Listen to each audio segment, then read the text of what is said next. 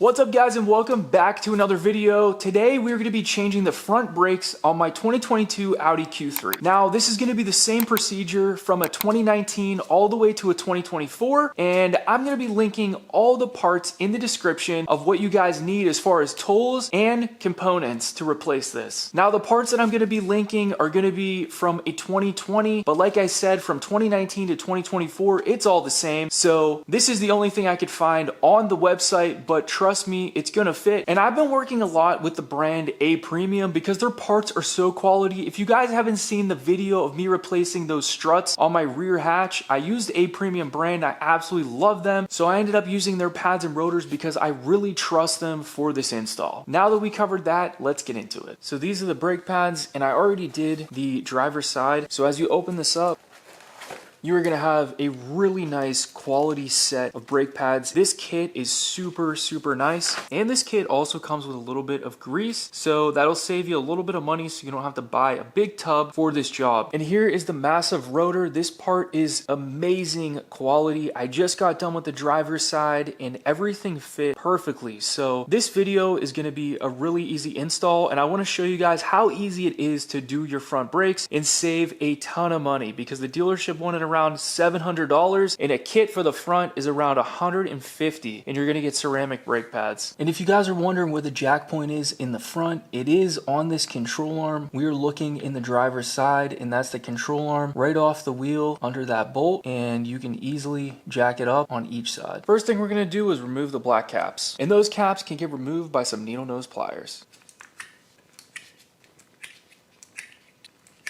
Next, we're going to take a 17mm socket and remove the lug nuts. And I'm going to be using an impact gun.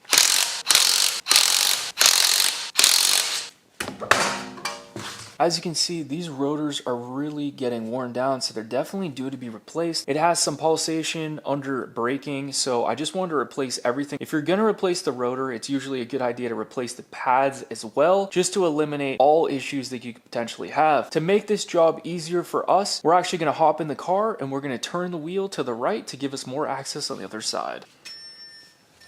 And you want to make sure that the wheel is off before you actually turn this, because if you pull it off with this turned, you can scratch or hit something on your fender and it can actually be harder to take the wheel off. So just take the wheel off first. And taking a look on the inside of that, this is the brake pad right here in the middle. This is about 85,000 miles of highway, and it looks still pretty good. That's probably like an 8 or a 9mm. Same with this one over here. But like I said, since the rotors are warping real bad, I need to replace everything. But I really am surprised that after 85,000 miles, these brakes have never been touched and they're doing that well. That's pretty amazing. The first thing we're going to do is remove this bolt and this bolt, and you're going to need a 13mm socket for this. You're also going to need a 17mm open box wrench, and this is one from a super thin wrench kit that I'm going to link, and you really do need the thin wrench kit in order to get in here, so make sure that you buy this part so that you're not stuck without it. So we're going to do the top section first, and we're going to put the 17mm right here on this nut, and then that's going to enable us to be able to pull this off. Just want to make sure that this doesn't spin. If you do this without holding this in here, it will not come off. And we're going to do the same thing for the bottom side. Now this will be able to move right off freely. Just wiggle it a little bit and pull back. Now we still have this brake line connected, so you definitely do not want to make sure that this dangles down, because you can damage that brake line. So what we're going to do is take a hook and we're going to hook it up to the spring. All right, let's take a hook that in the caliper, and we're going to hang that right up here so that there's absolutely no tension on that brake line. Next, we're going to be under the back of this caliper, and we have a bolt here and a bolt here, and that's going to be taken off with a 21mm. We are going to focus on these two bolts.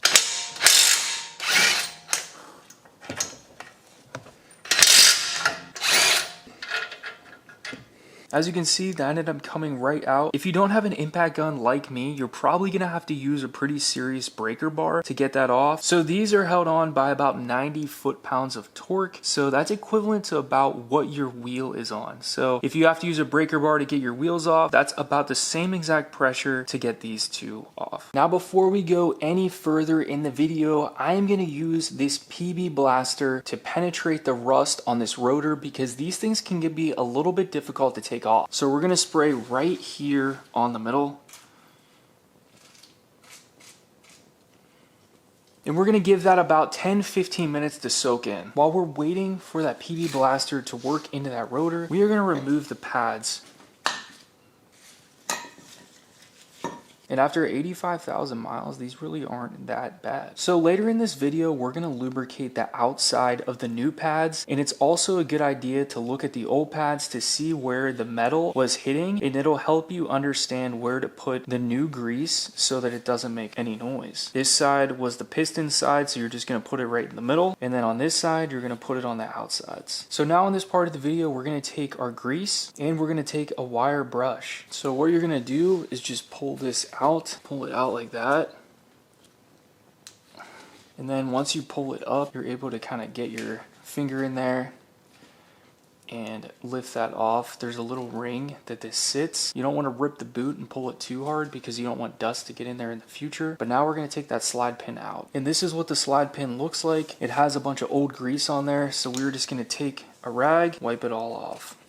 Now that that's clean, we're going to set that down and do the other side real quick.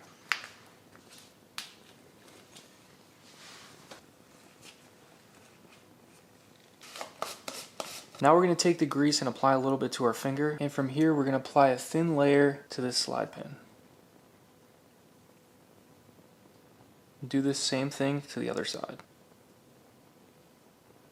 Next we're going to take our lubricated guide pin and put it inside, and we want that lip to seal. Sometimes if you press it just like that, it'll click over that ring. No problem. Other times you have to work it in there, but now this is going to move freely for years to come. We're going to do the same thing for the other side.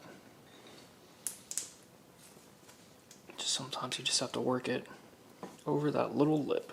There we go. These parts can seem really tedious, but trust me, they are super important. So next we're going to take this wire brush and we're going to clean the insides of the caliper and where the slides go.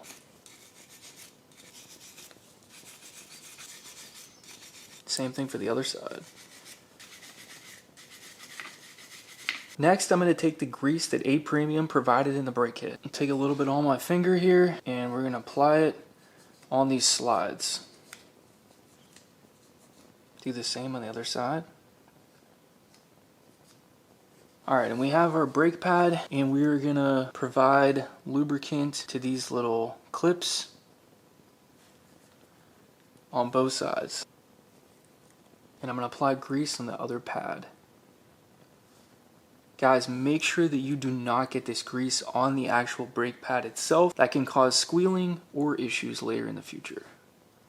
So I noticed that my old brake pads do not have a wire sensor to plug into anything. Now there is a little hook here that I could probably hook onto somewhere, but to save myself from this flopping around or coming loose while driving and making noise, I'm just going to cut it off. Now we're going to put these brake pads inside, and you're going to want to make sure that the curvature is going to go towards these bolt brackets in the rear. Get them right in there. Okay, those are in. And these are in.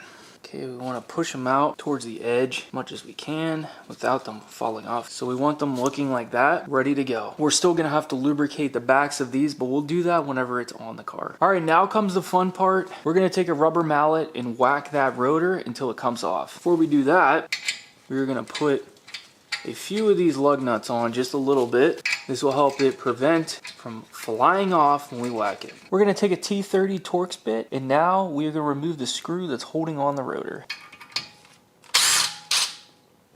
Now that that's off,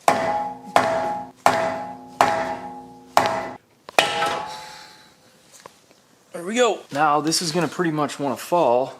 So you're gonna wanna kind of hold it up to take these out, and the rotor is gonna fall right down because nothing's supporting it now. All right, so this hub right here has a bunch of rust on it that we want to get off. So we're going to take our wire brush and we want to make sure that we have this nice and smooth for the next rotor to go on. Spray it with brake clean and clean it off. Now we're going to take some anti-seize lubricant and apply it to the back of this hub. So the next time we do a brake job, that rotor is going to come off a lot easier. And this is going to be our anti-seize lubricant. Alright, first thing you want to do here with these rotors is clean off the residue that's on there. They come shipped with the oil so they don't rust. So we're going to take some brake cleaner and spray these off.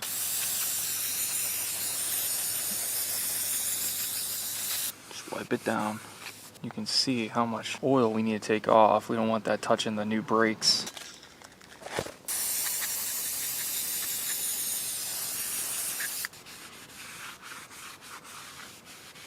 Now that is ready to be put on the car. Now is when we're going to throw the rotor on here, and you want to make sure that you note where the guide screw is going to go, because this rotor is not going to sit there on its own. You're going to have to hold it in place and screw that in. So I do recommend getting yourself a T30 screwdriver in order to get this in a little easier. Take our freshly cleaned rotor.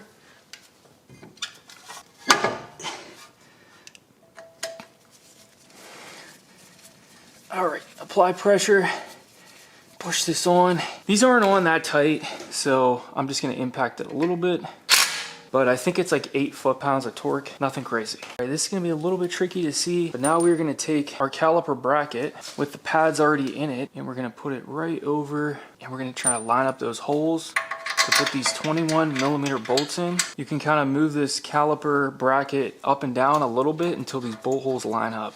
And just thread them in by hand first. Those two bolts are held on by 90 Newton meters. All right, so I'm gonna go ahead and torque these down. Now we're gonna take our grease and apply it to the outside of the brake pad. And this is where the metal lays. We just wanna make sure we don't have any squeaking or noises.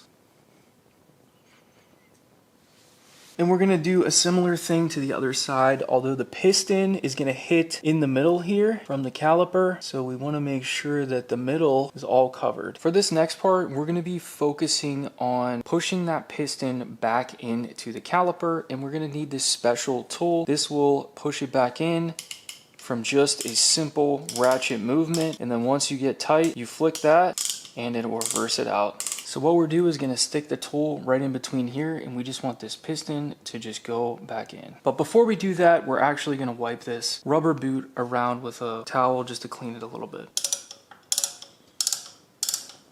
Very simple tool to use. You can see that piston is actually retracting. Once it goes all the way, flick it into reverse, and you'll be able to slide the tool right out. Now that our piston is recessed and completely flush, we're gonna put that onto the caliper bracket. Now let's put that caliper onto the caliper bracket, making sure that we don't contort that brake line. Watch your fingers, you don't wanna pinch them. You're gonna have to lift the caliper up a little bit to line it up to the holes. Just get them started. And now we're gonna have to take our thin wrench to get these tightened down.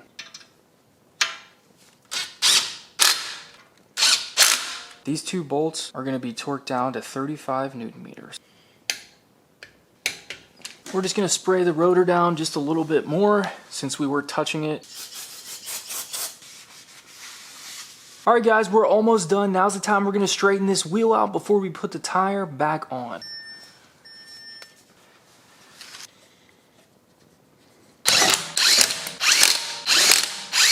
Now don't forget to torque these wheels up whenever you put it back on the ground before you put the black cover caps on. Woo! We are all done here, guys. Talk about a super easy brake job that saves about $600 from the dealership. Now I'm gonna have every single part that you need linked in the description, so make sure that you check that out, and make sure that you hit the like button if this video helped you guys, and also subscribe for some more Audi Q3 content. But I'll see you guys in the next video. Peace.